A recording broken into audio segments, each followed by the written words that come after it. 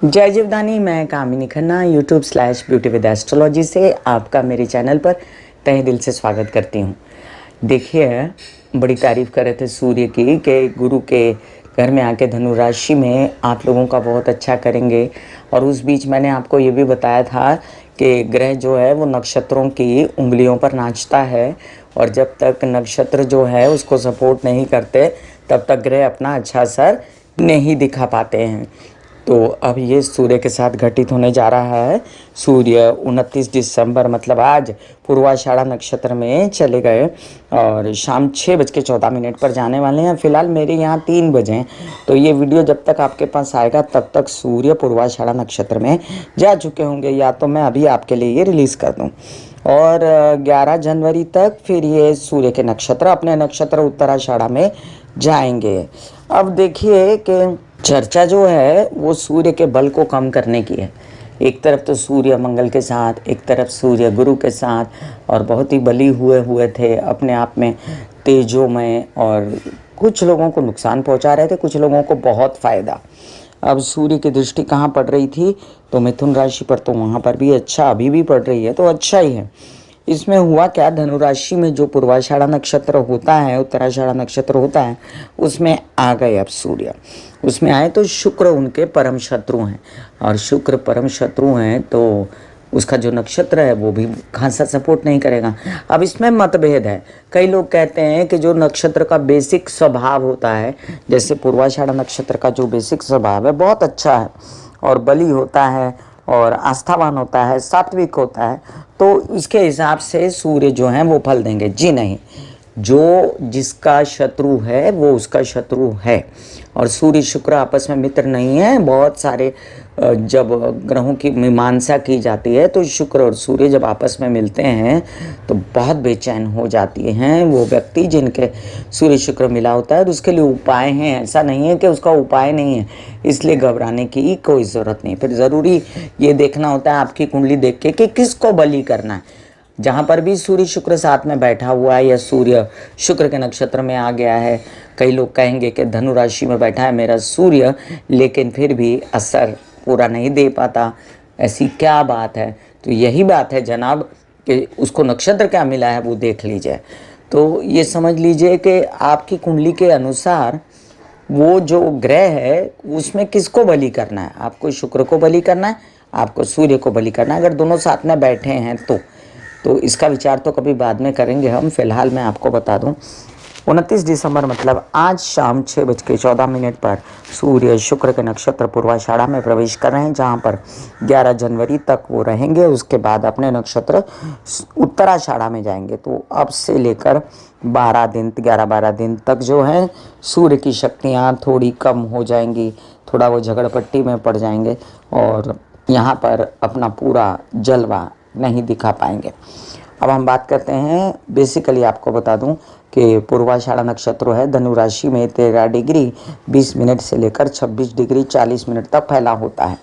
और पूर्वा आषाढ़ मतलब क्या? पूर्व मतलब पहले, आषाढ़ का मतलब कई लोग अपराजय बोलते हैं, कई लोग दंडी भी बोलते हैं। इनमें बड़ा तपोबल होता है नक्षत्र में, और इसका चिन्ह हाथी के दांत हैं।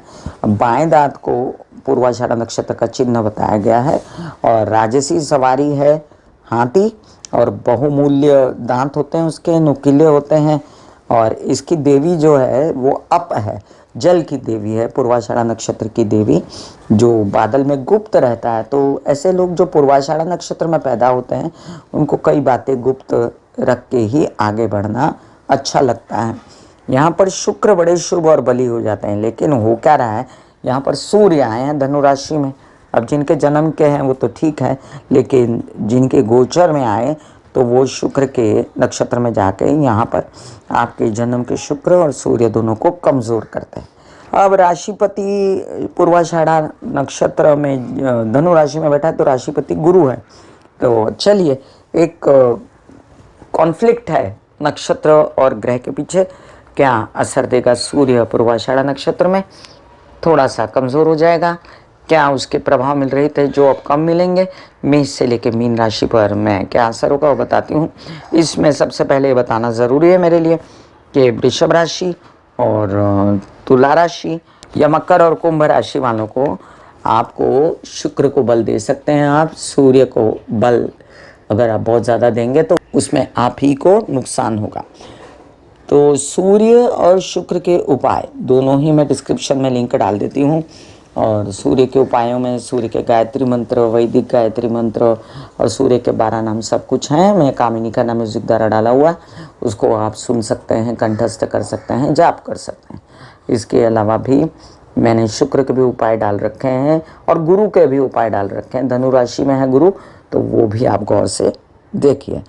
और चलिए मैं आपको कॉमन उपाय वीडियो के अंत में बताऊंगी कि सूर्य जब शुक्र के नक्षत्र में आएंगे तो दोनों को अगर कॉम्बिनेशन में एक जैसा रखना हो, सम रखना हो, किसी को तकलीफ ना देनी हो, ना सूर्य को ना शुक्र को, तो कौन सा उपाय करना चाहिए। अब सब तो बता दिया मैंने, लेकिन आप लोगों को एक रिक्वेस्ट नहीं की कि प्लीज़ सब्सक्राइब कर दीजिए। अगर आपको सब ठीक ठाक लगता है तो सब्सक्राइब कर दीजिए ना। और साथ साथ में आपसे रिक्वेस्ट है कि जब बेल बटन ऊपर आए तो उसे सब जानकारियाँ सबसे पहले प्राप्त करने के लिए क्लिक कर दीजिए। जिन लोगों को कंसल्टेंसी चाहिए उनके लिए मैंने व्हाट्सएप नंबर दिया हुआ है। मेष राशि, मेष राशि के लिए सूर्य आपके पंचमेश हैं, भाग्य भाव में बैठते हैं। बहुत अच्छा संबंध, बहुत अच्छा सहायता गुरु की और बहुत ज़्यादा आगे बढ़ना, ये सब मैंने आपको सूर्य के वीडियो में दिया था कि सूर्य का धनु राशि में प्रवेश क्या करेगा। अब शुक्र के नक्षत्र में आएगा तो संचित धन को संभाल के रखें। विवाहित जोड़े के साथ व्यवसाय करते हैं तो अनबन न करें।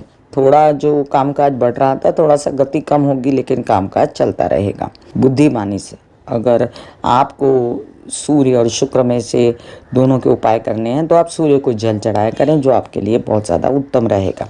वृषभ राशि, आपके लग्नेश हैं, आपके षष्ठेश हैं और जाकर बैठे अष्टम में, तो थोड़ा बॉडी पेन और कैल्शियम D3 से कमी और साथ में आपको कोई प्रजनन अंगों से रिलेटेड समस्याएं अगर कैपेबल हो जाते हैं सूर्य यहाँ देने के लिए, तो आप जो हैं वो शुक्र की आराधना कीजिए। मैंने मंत्र भी डाल रखे हैं माता के, देवी के, दुर्गा के, काली के, तो वो देखिए। और अपनी तबीयत ठीक रखने के लिए आप सूर्य के आगे बैठ के ओम महालक्ष्मी नमः के जाप करें। ससुराल पक्ष के साथ बना के रखें, व्यवसाय ना करें तो अच्छा है।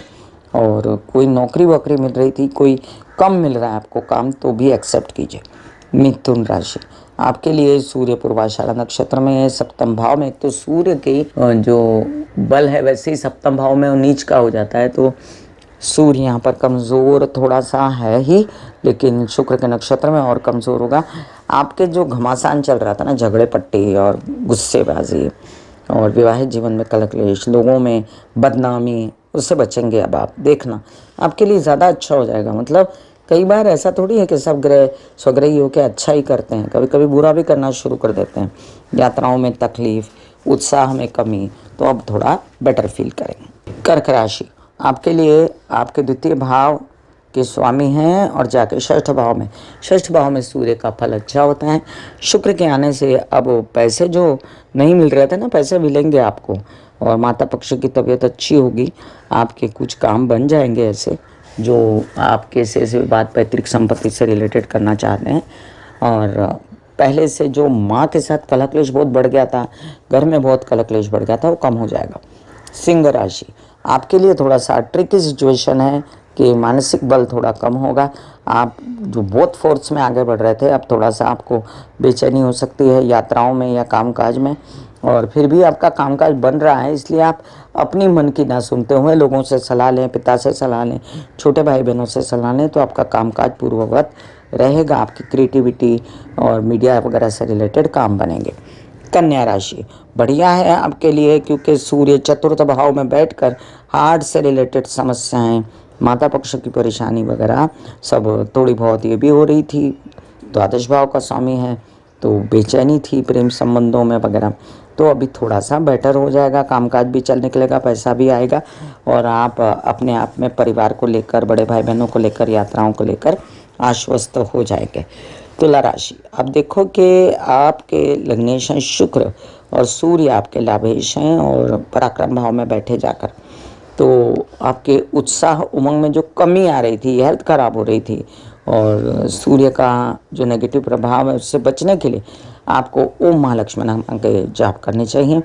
पहले से बेहतर हो जाएंगे। आप अपने आप को आश्वस्त पाएंगे और आपकी उन्नति हो जाएगी। अब स्व की भी यात्राओं में भी आपको बेटर फील होगा पहले से।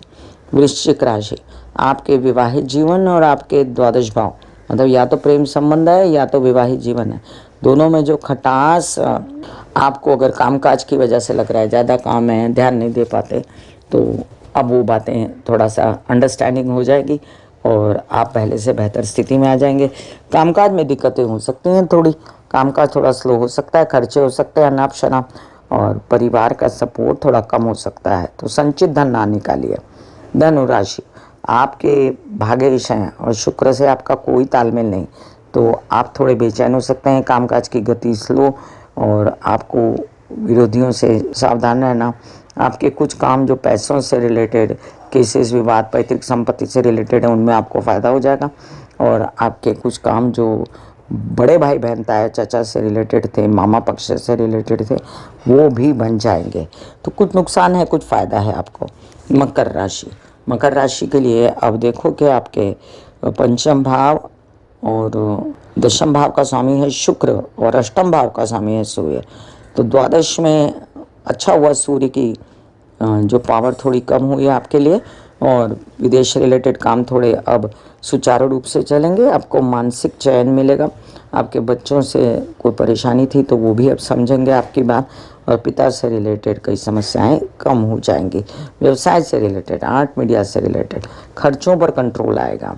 प्रेमी जन के लिए ये एक अच्छी सिचुएशन हो सकती थी बट नहीं है, तो मतभेद मत कीजिएगा। कुंभ राशि, आपके लिए देखिए आपके चतुर्थ भाव और आपके भाग्य भाव के स्वामी है शुक्र और सूर्य लाभ में बैठे उनके नक्षत्र में आए, तो माता से सहयोग, माता से पैसा मिलना, नए नए काम बन जाने, और हो सकता है विवाहित जीवन में कलह क्लेश हो सकता है आपके यात्राओं में आपको थोड़ा सा महसूस जो हो रहा था वो कम हो जाए, बेहतर फील करेंगे आप। और आपके लिए शुक्र कारक है, तो आप शुक्र के उपाय कर सकते हैं। आपके पैतृक संपत्ति और केसेस विवाद से रिलेटेड परेशानियां कम होंगी।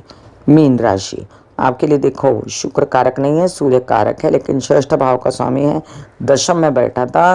गवर्नमेंट बॉडी से रिलेटेड काम, पिता से रिलेटेड काम, नौकरी, आवेदन, नेतागिरी अभिनेतागिरी से रिलेटेड बढ़ा रहा था, निरंतर बहुत आक्रामक बना दिया था आपको। अब जाके थोड़ा सा ठंडा होगा वो, पहले से बेहतर तबीयत होगी। जो तबीयत खराब थी प्रजनन अंगों से रिलेटेड या अन्य कोई तकलीफ शुक्र जनित, और अब आप यात्रा पर निकलेंगे तो भी बेहतर फील होगा। बेटर है कि आप ओम महालक्ष्मी नमः के जाप सूर्य की रोशनी में करते रहें। मैं कामिनी खन्ना बता रही थी मेष से लेकर मीन राशि पर क्या असर होगा सूर्य के पूर्वाषाढ़ा नक्षत्र में जाने का।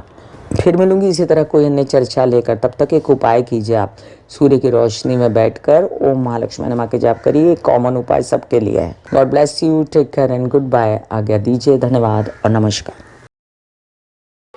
दिल का हाल सुनो मेरी मैया, हाँ सच्ची आए भैया। दिल का हाल सुनो मेरी मैया, हाँ सच्ची आए भैया।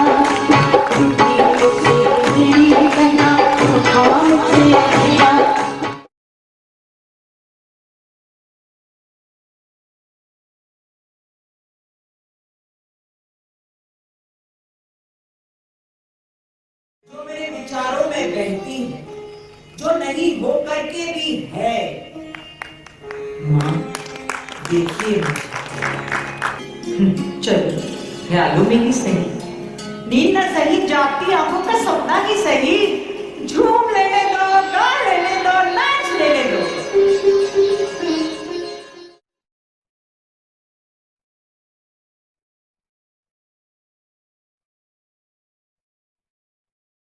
ऐसे बॉडी को बोला जाता है कि आप रिलैक्स हो रहे हो, आप रिलैक्स हो रहे हो। वाकई में वो रिलैक्स हो जाती है। फिर आप अपने एक एक अंग को बोलिए, आपकी शिखा रिलैक्स हो गई, आपके बाल रिलैक्स हो गए, आपका माथा रिलैक्स हो गया, आपकी आंखें रिलैक्स हो गई। ऐसा मैसेज दीजिए, ये आपका शरीर है,